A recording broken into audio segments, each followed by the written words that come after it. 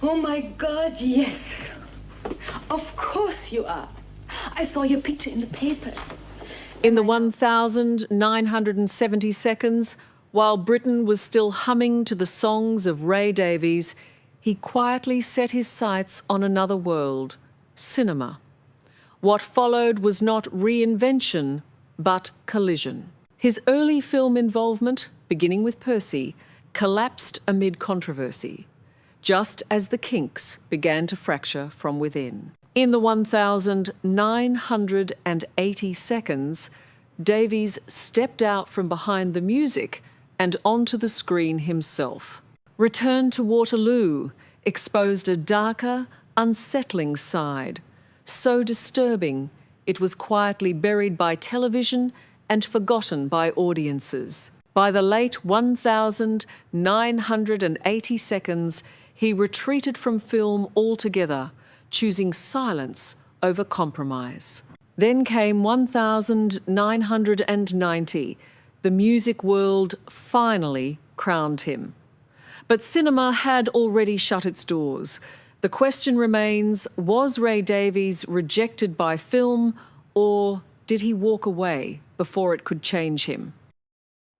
The 1,970 seconds, when cinematic ambition collided with the collapse of the Kinks.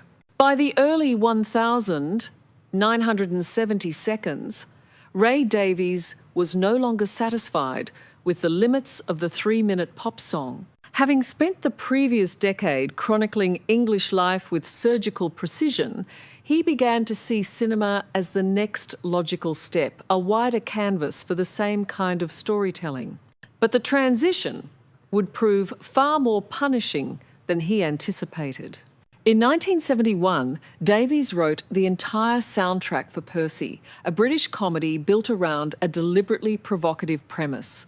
The film was marketed as edgy and irreverent, but it quickly became a liability. Critics dismissed it as tasteless, audiences stayed away, and the box office numbers reflected the backlash.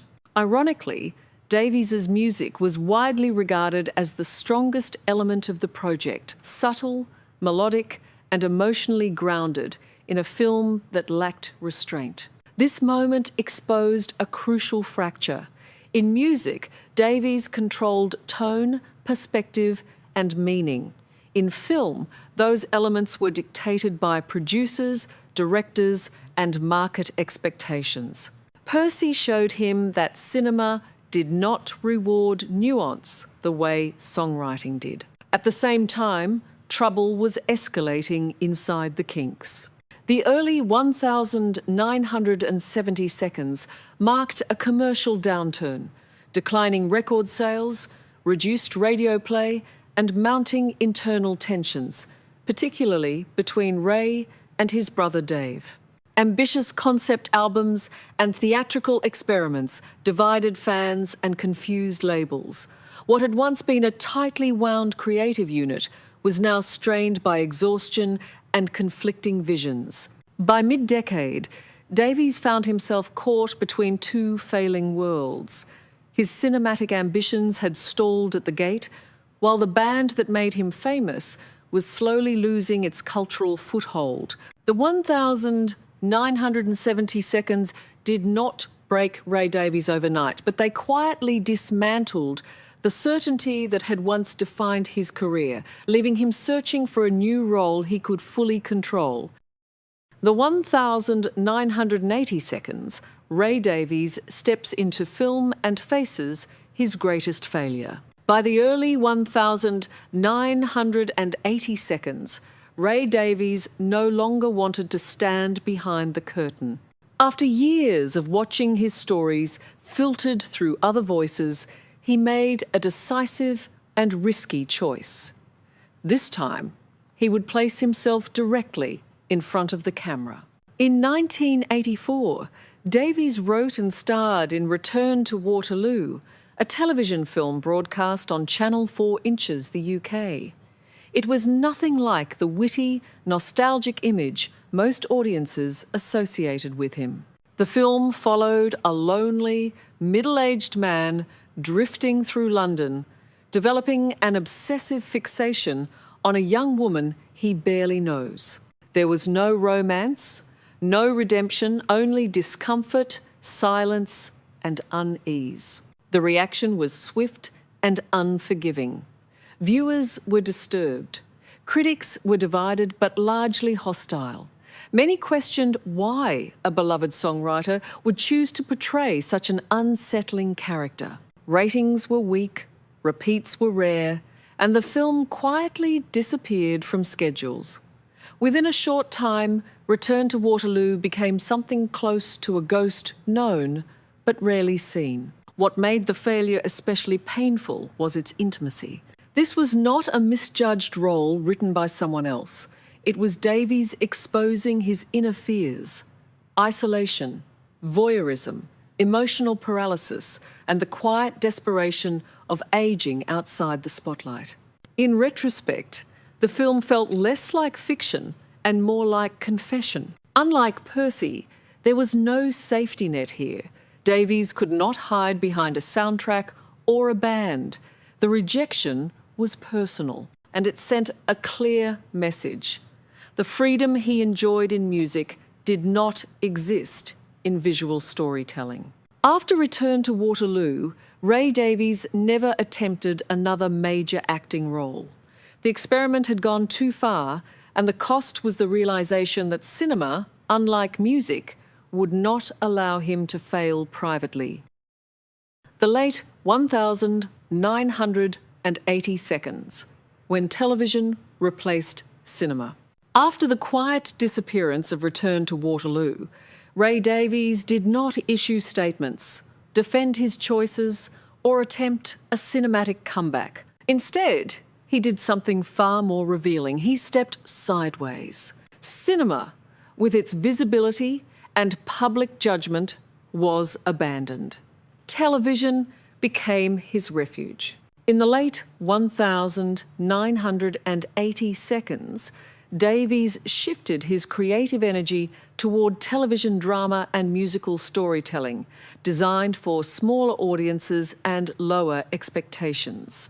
Unlike film, British television allowed him something he had lost: control. Budgets were modest, exposure was limited, and failure did not echo loudly in the press. For an artist bruised by public rejection, this mattered. Davies began developing projects that blended music, narration, and character-driven storytelling closer in spirit to his songwriting than traditional cinema. These works carried familiar themes: nostalgia, loneliness, fractured masculinity, and individuals quietly out of step with modern life.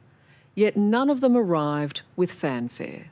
There were no box office numbers to redeem, no critics' lists to climb. This period marked a crucial but often overlooked transition. Ray Davies was not being pushed out of the industry. He was actively choosing invisibility over compromise. Television offered a space where he could continue experimenting without being forced to explain himself to a mass audience that had already turned away. However, the trade-off was permanent. By removing himself from cinema and large-scale visual projects, Davies also removed himself from cultural conversation. These television works did not fail dramatically, but they did not succeed loudly either. They passed quietly, seen by few, remembered by fewer. By the end of the 1980 seconds, a pattern was unmistakable. Ray Davies was no longer chasing relevance through new mediums. He was building a creative perimeter, protecting his voice, even if it meant accepting obscurity. What looked like retreat was, in truth, a decision. If storytelling required distortion, silence was preferable. Cinema had not defeated Ray Davies. It had simply shown him a world he no longer wished to enter. 1990, honoured at last, but cinema was already closed. In 1990, recognition finally arrived clear official and long overdue. Ray Davies, alongside the Kinks, was inducted into the Rock and Roll Hall of Fame. For the music world, it was a moment of correction, an acknowledgement that Davies's songwriting had reshaped British rock, influenced generations, and captured a national identity with rare precision. Yet the timing carried a quiet irony. The honour arrived not at the height of his cross-media ambitions, but after he had already retreated from film and television. The ceremony celebrated the past, classic songs, canonical albums, cultural impact, while the doors he once tried to open in cinema remained firmly shut. By 1990, Davies had learned a hard lesson about recognition. It comes on its own terms, not necessarily when it can still change a life's direction. The Hall of Fame validated his legacy as a storyteller, but it did nothing to resurrect the cinematic path he had explored and abandoned through the 1,970 seconds and 1,980 seconds. There were no offers to revisit Return to Waterloo, no reassessments from filmmakers, no invitations to translate his narrative voice to the screen again. Instead, Davies stood as a paradox. In music, he was canonised. In film, he was effectively invisible. The industry that prized stories had celebrated his words, just not when they were attached to images. This moment clarified the final divide. Ray Davies did not lose a battle for relevance. He won a different one. He reclaimed authorship of his own history. The recognition of 1,990 sealed his place in cultural memory, but it also confirmed that cinema had been a detour, not a destination. Honoured, respected, and secure in legacy, Davies no longer needed the screen. The story he would be remembered for had already been written, and it did not require a camera to endure.